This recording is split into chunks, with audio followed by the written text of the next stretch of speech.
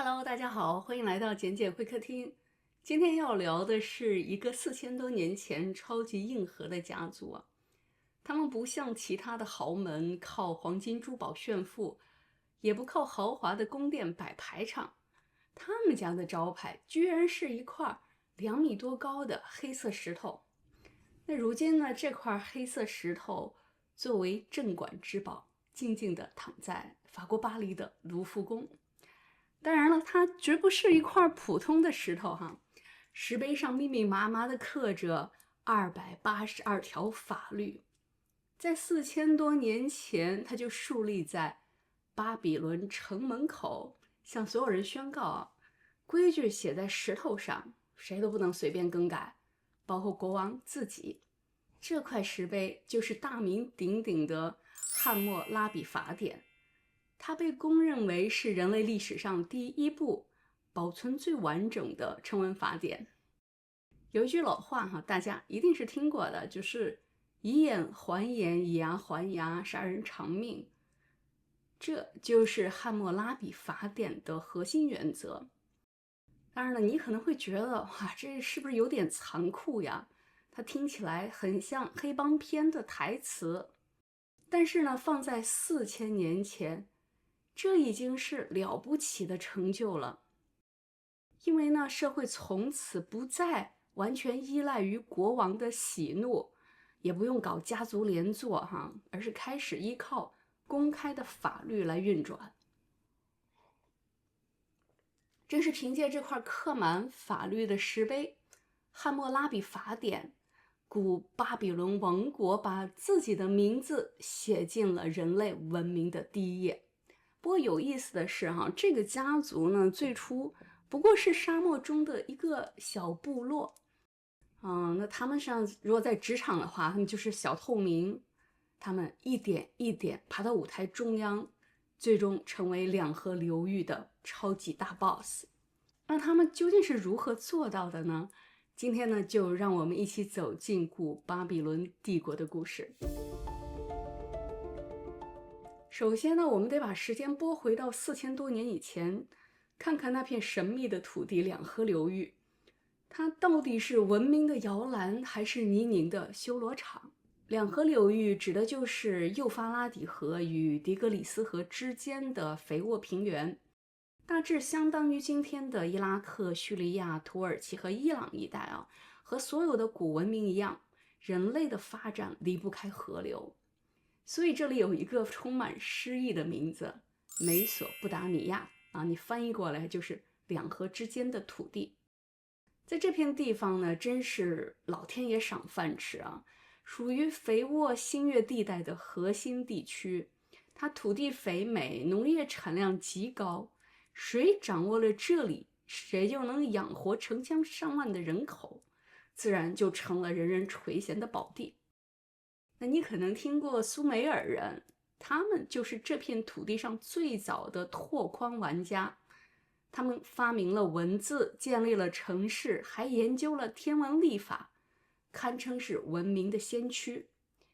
不过呢，苏美尔呢并不是一个统一的王国，而是由数十个城邦组成，比如乌鲁克、乌尔、拉加什。可惜啊，就是他们不团结，几十个城邦天天窝里斗，谁都想当老大。而且更麻烦的是啊，两河流域没有沙漠或者高山这样的天然屏障，它开阔的平原啊易攻难守，结果呢就会外族是入侵频繁。于是呢，这片肥沃的土地啊，一边孕育文明，一边点燃战火。就在这样的背景下，阿莫利人登场了。他们原本只是西部沙漠里的游牧部落，他们逐草而居，带着羊群和骆驼在荒野上游荡，直到他们闯入了两河流域，就像突然上线的新玩家一脚踏入了这场永不休止的权力游戏。公元前1894年，阿莫利人的首领苏木阿布姆建立了一个小小的城邦。那这个城邦就是后来的巴比伦王国的起点。那你可别被王国这2个字吓到啊！当时的巴比伦呢，就像一间刚刚开张的小饭馆，四周呢全是历史悠久的老字号大饭店啊，他们天天在打价格战啊，谁也不会把你放在眼里。那个时候呢，巴比伦唯一能拿得出手的优势呢，就是它的地理位置。它坐落在两河交汇处啊，就是交通便利啊，贸易繁荣，粮食呢也非常的充足。就像你把小饭馆开在了十字路口，那人流量肯定是有保障的哈，只要熬得住，就一定有机会做大。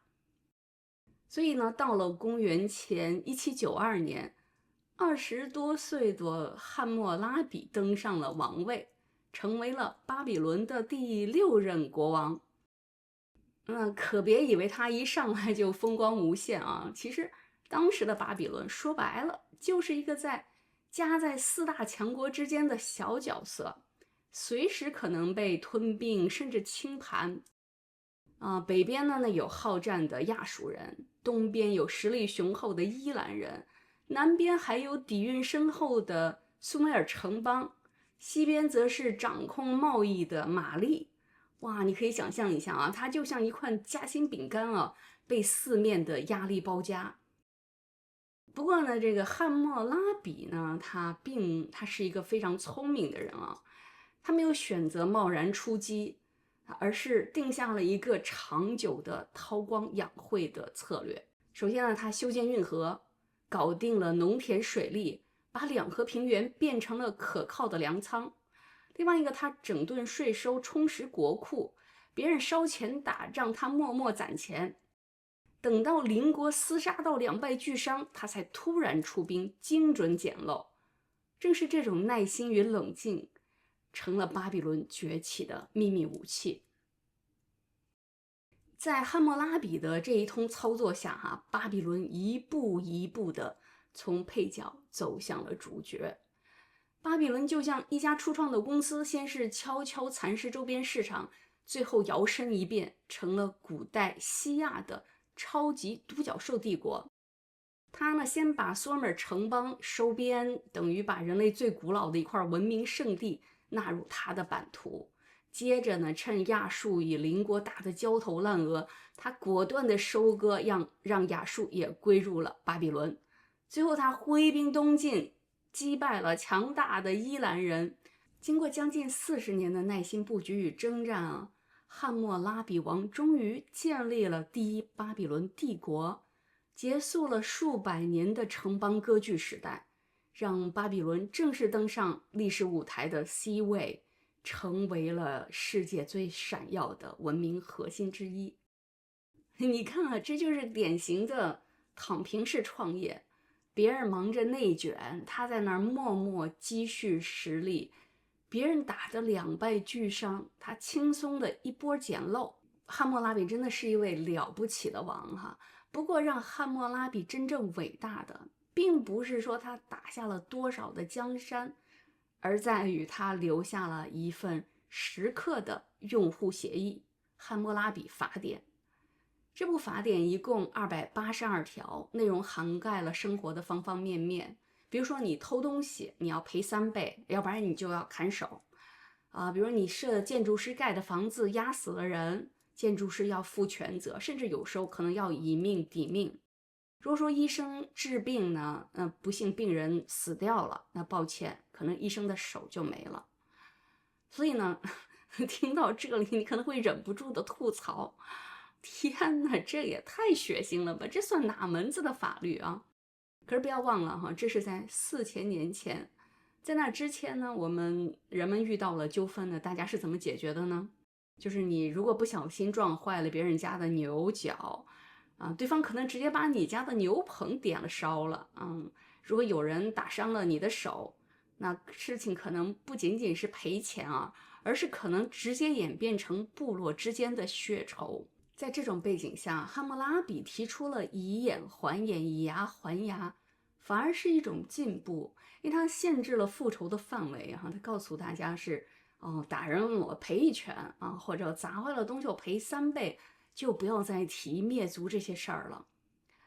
那更妙的是汉谟拉比在法典的开头写道，这些法律是众神授予国王的那国王呢只是执行者，换句话说，就是算国王自己啊，也要守规则。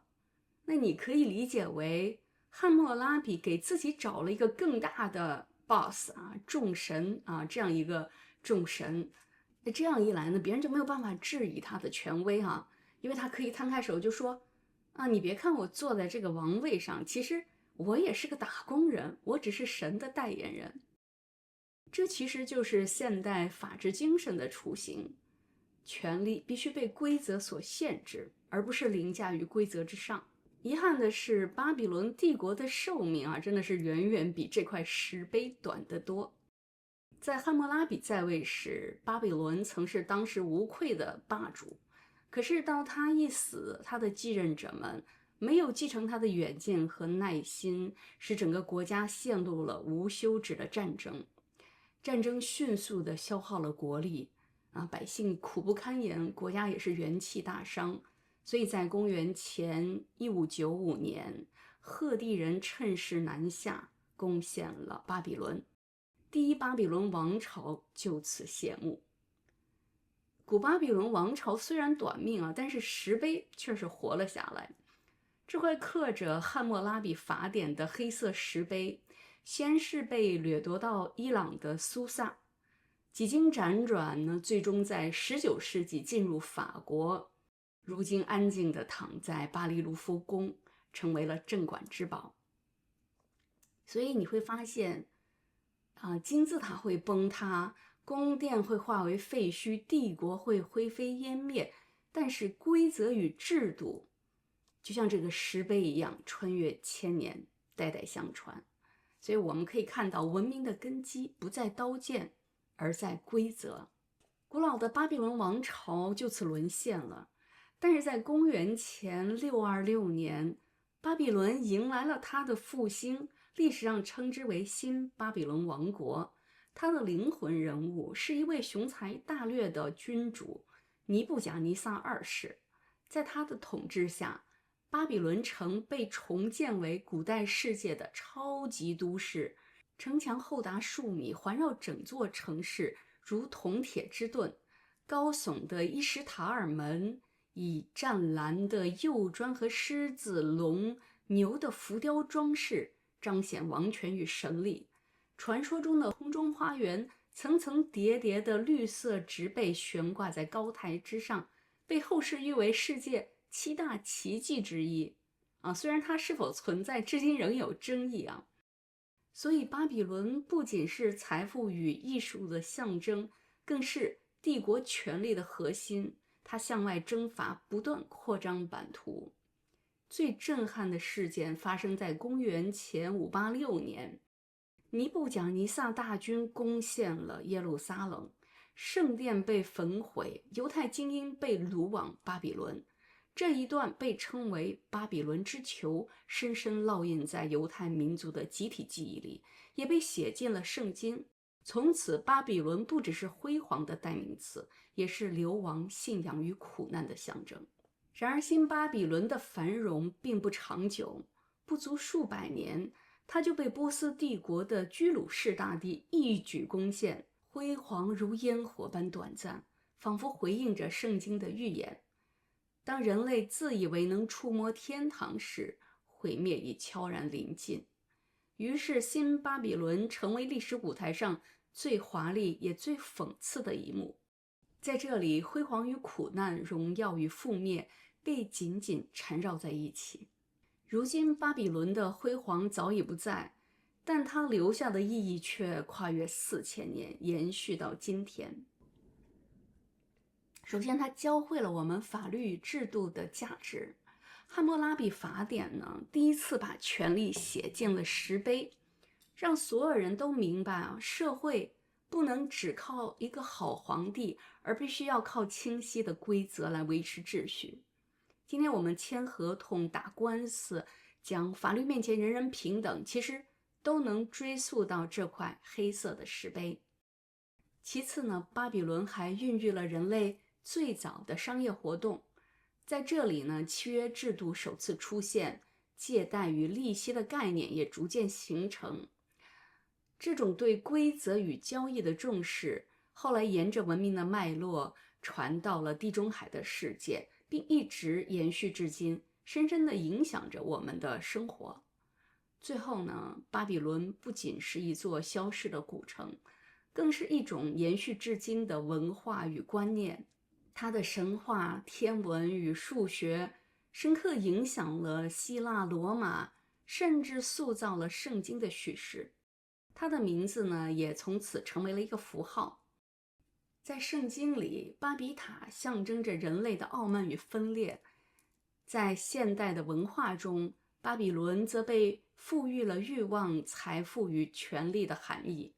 在音乐中， Rivers of Babylon 唱出了流亡与思乡的痛苦，让全世界再次记起这段历史。所以你看啊，从法律到商业，从神话到数学，再到辉煌与毁灭，欲望与信仰的双重象征，巴比伦早已超越了一座城，成为了一种跨越数千年的文化符号。哪怕你不记得王朝的更替啊，但是你依然会记得巴比伦这个名字。所以说呢，这真的是一个超级硬核的家族啊。今天当我们谈法律、讲契约、思考文明时，我们的脚下其实都踩着来自巴比伦的影子。好啦，这就是《豪门风云》那些改变世界的家族的第一集，巴比伦王室汉谟拉比法典。如果你喜欢这样的内容呢，别忘了点赞订阅哈，也欢迎你在评论区告诉我你的想法。那下一集呢，我们将把镜头转向古埃及王室、金字塔背后的秘密和法老家族的权力游戏。感谢你的收看，我们下次见。